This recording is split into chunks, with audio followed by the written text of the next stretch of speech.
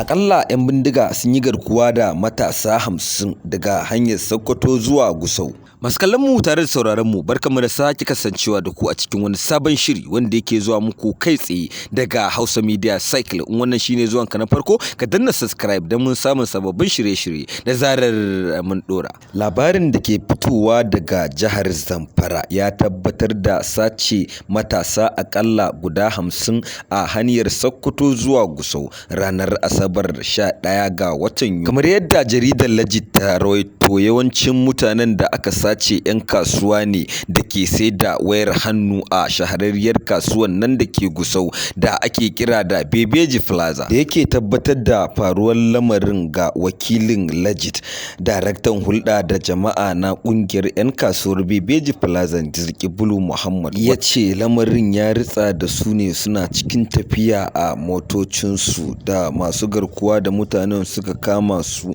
kusa da Tureta hanyar Sokoto zuwa Zamfara, iyakar jihohin biyu. Wani mai suna Usman wanda ya shiga ɗimuwa kan faruwar lamarin ya yi kira ga gwamnati ta dawo musu da 'yan uwansu cikin gaggawa. Manema labarai sun yi ƙoƙarin jin ta bakin kakakin 'yan sandan jihar Zamfara SP Shehu Muhammad kan faruwar lamarin, amma lamarin ya ci tura har kawo wannan rahoto. Yankin Arewa maso yamman yana cikin fama da hare-haren 'yan bindiga gami da masu garkuwa da mutane. Cikin wannan yanayi na hare-hare da masu garkuwa da mutane, kowane irin 'yan siyasar yankin suke wajen ganin ƙoƙarin sun dakile wannan mugayen manufofi na 'yan bindiga, ko sai dai ƙoƙarin cin zaɓe ko primary election wajen bawa delegate mugayen kuɗaɗe ba tare da amfanarwa jama'ar gari komai ba.